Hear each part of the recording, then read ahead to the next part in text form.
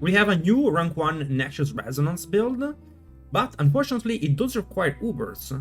But fear not, I have made a version that everyone can play, and it's pretty much as good as the one with Ubers.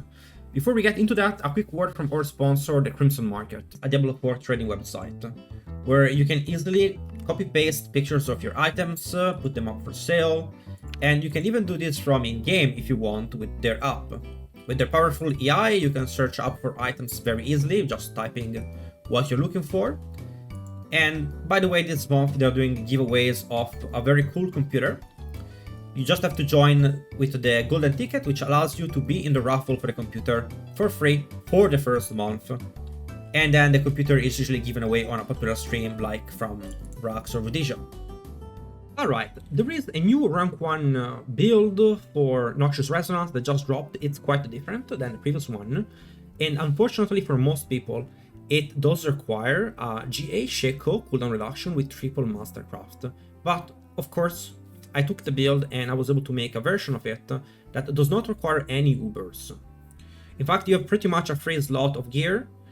It will be like this. I'm just running Perdition just because it's the best elm beyond the Shaco, and it works very well.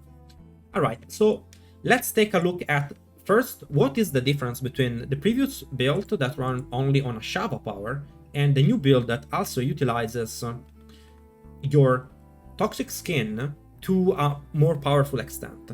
We have 15 ranks of Toxic Skin, thanks to having ranks of Toxic Skin on your Wound Drinker, and also you could have 8 ranks on the Boots. On top of having ranks on your Shaco, will be +4 rank of Toxic Skin. So that would be why you would get such a crazy high number of Toxic Skin ranks. It will deal a lot of damage. So what else is Shaco really needed for though? Why does this version of the build now require Shaco? There is a couple of reasons. So first of all, to have a permanent uptime of Rushing Claw, you're gonna be needing not only have Incarnate Skill cooldown reduction on both of your Ring and Amulet, but also having a max CDR Shaco and then use the Swift skill. So what is possible to do to avoid having to do that?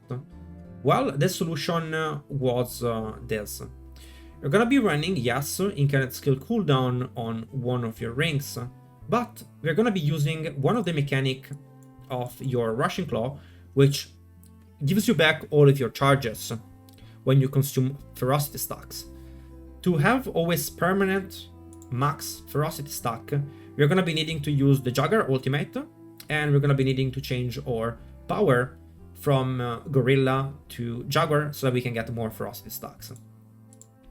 So the build normally would run with the Centipede ultimate for a little bit more poisoning damage, but the Hunter is actually superior because it allows us to play without Shaco, and also it's a much bigger damage increase.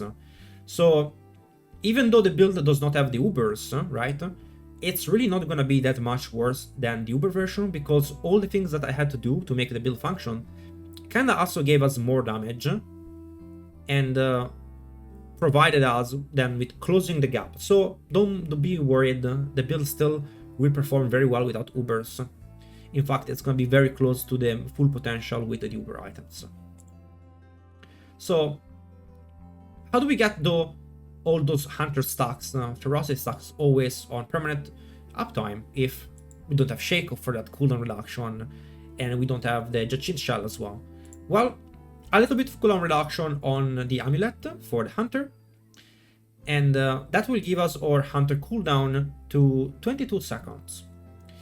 We also get 2 additional ranks from the Brawler's aspect, and we are using this interesting rune here, the Neo Zac combo, that reduces the cooldown of our Hunter by 1 extra second each second. In total, we're gonna have pretty much the permanent uptime of the Hunter, because especially you guys, if you run without Perdition, you're gonna be able to have a helm with cooldown reduction on it, just a legendary one, which will provide extra few seconds cooldown reduction for the Hunter and guarantee your permanent uptime of both the Brawler buff and also the Hunter buff. Those things by themselves will not generate enough ferocity stacks to upkeep the Rushing Claw.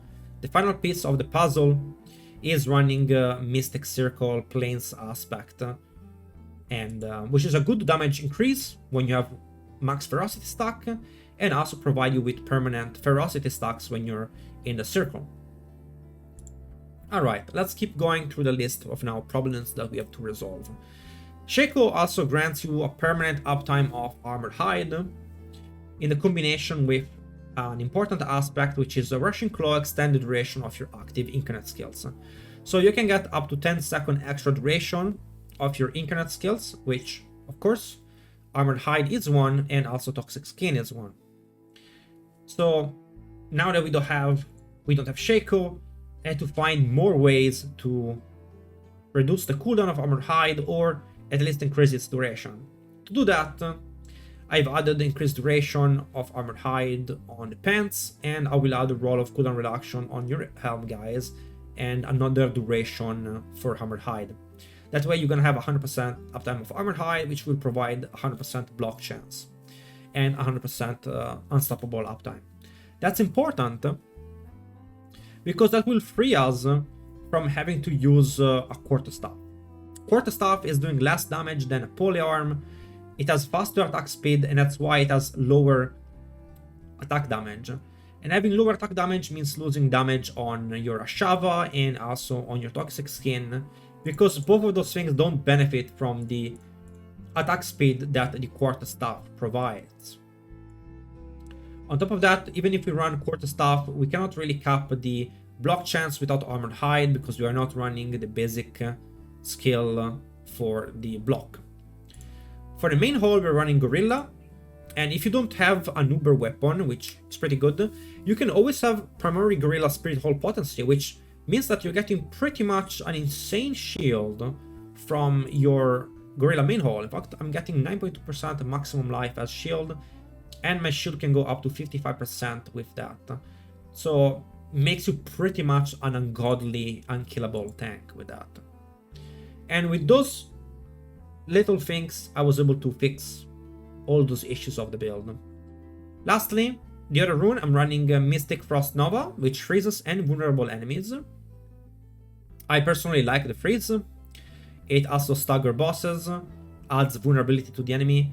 The alternative is to run Warcry here, which is 1 billion gold. If you want to have it, I have it, but I'm not running it out of respect for people that don't have it. And you can have vulnerability on your ring. So letting you guys know that if you want to run a more expensive version of the build, you can do that change right there. I will have the very basic, most cheapest version of the build, and then also the fully endgame version with the double Ubers. I'm not going to be making an intermediate version. I will just simply leave the no Uber version and the full Uber version on the planner, so you have those two. Of course, if you want to use my mixed up version, you can do that. Let's quickly run through all the aspect. Rushing Claw aspect here, Brawler aspect. We want to run Mystic Circle, which grants both armor and barrier, because of course we want to make sure that we have maximum barrier, so that we have enough armor to proc or unyielding hits and get that 1,500 bonus weapon damage. I don't have that because I'm not running. I'm running my Perdition, but you guys that will run a Legendary Helm, you don't need to have your unyielding hits on the amulet. In fact, on the planner it will be on a different item.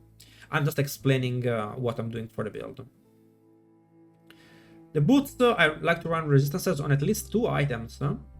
That way I don't need to run the unique boots, and you don't have to go too crazy about capping your resistance cells. This way it's a good way to cap it with 2 rolls.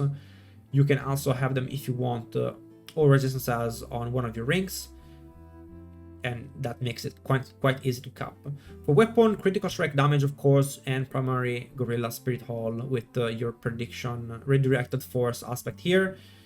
If you have the Uber weapon, the redirected force aspect goes on your unyielding goes on your amulet slot, of course. And then of course Wound Drinker and your Ring of Plains Power. For boss power, we have the Wandering Daft Chest Beam, which will kill any enemies below 25% HP besides bosses. Sinrad's Flames and Undercity Flaming, which increase your damage. And of course, your Poisoning Breath, Ashava. Gorilla for main, Jugger for secondary. And we are running still, of course, Noxious Resonance, the Hunter, and we take all the way up to Supremacy without putting points in Spiritual Attunement.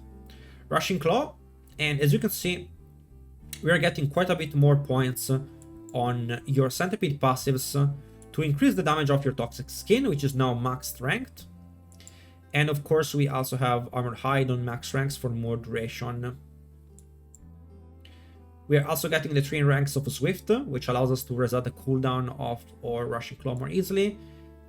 And we have to get a little bit of points in this area, even though we don't use any of these skills, simply because, well, you cannot go through without taking any of them, and we don't really need anything else there. There's really nothing else we can take here. For the Paragon board, this is the setup I'm running with my 206 Paragon points, which I think it's fine, not too developed and not too underdeveloped. We're gonna have Spirit on the first board with Bane, Witness, and we are taking as the 4th board Viscous Shield with Kenny. The reason why we don't take the block chance board anymore, in fighters, because we don't need the block chance from it anymore. In fact, as our last board, we're gonna be running something else. I hope you guys enjoyed the explanation of why I did what I did, and this build is very good and doesn't run the Chin Shell, which a lot of people complained about. Overall, it's an interesting build to play. I hope you guys enjoyed it.